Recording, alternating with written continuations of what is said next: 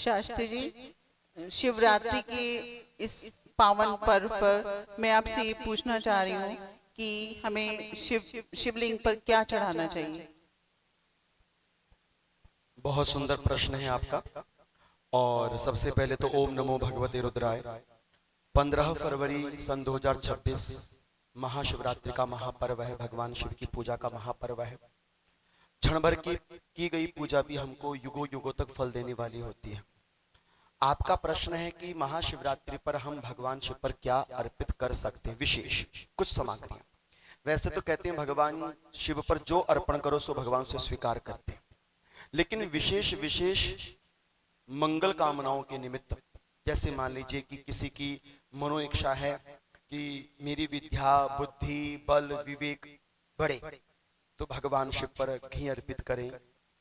जिनके घर में थोड़ा क्लेश इत्यादि रहता है, भगवान शिव पर शहद इत्यादि अर्पण करें। जो माता लक्ष्मी की प्रसन्नता हेतु लक्ष्मी कृपा प्राप्ति चाहते हैं, भगवान शिव पर गन्ने के रस से अभिषेक करें। जो चाहता है कि थोड़ा स्वास्थ्य मेरा बना रहे, भगवान शिव पर या तो रुद्राक्ष का जल अर्पण करें अथवा कुशा का जल अर्पण कर सकता है। तो यथा संभव जो भी द्रव्य इत्यादि प्राप्त हो जाए, उपलब्ध हो जाए, वह अर्पण कर सकता है। और वस्तुतः भगवान शिव पर महाशिवरात्रि पर 4 प्रहर की पूजा में जल और जल के साथ काला तिल आप अर्पण करें तो वो अत्यधिक शुभ माना जाता है। तिल ही क्यों अर्पण करना है? ये भी बहुत सुंदर प्रश्न है। गरुड़ पुराण में एक श्लोक आता है कि भगवान विष्णु जी कहते हैं कि मम स्वेद समदभूता यतस्ते पावनास्तिला।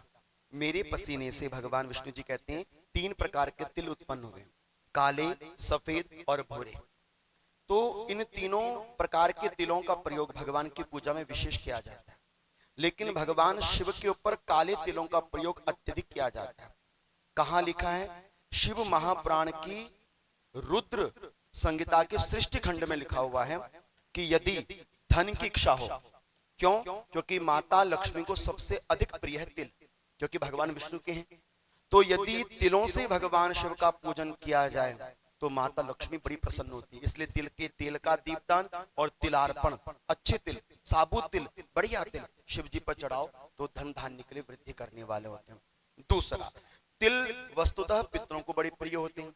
जिनके घर में कुल दोष है, पितृ दोष है, जिनके पितृ प्रसन्न नहीं होते, तो काले तिल का प्रयोग यदि भगवान शिव के पूजन में करो तो देखो पितरों को भी प्रसन्नता मिलती है।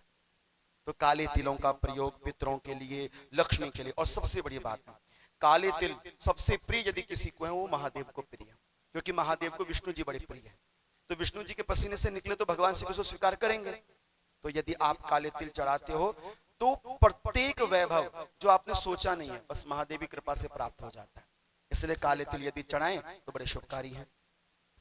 और एक प्रश्न ये है कि पार्थिव शिवलिंग की पूजा की क्यों शिवरात्रि के दिन ज्यादा महत्व रखती है? देखिए, महाशिवरात्रि पर मिट्टी के जो शिवलिंग बनाए जाते हैं उन्हें पार्थिव लिंगेश्वर कहा जाता है।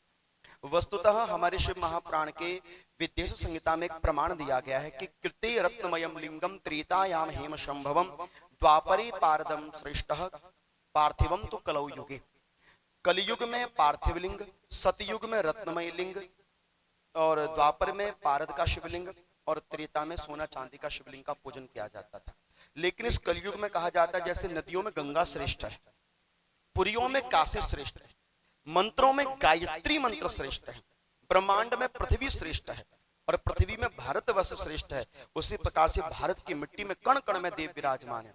इसलिए कहते हैं कि मिट्टी के पार्थिव लिंग बना से जितने कण कण में देव विराजमान होते हैं वो सब शिव समाहित हो जाते हैं।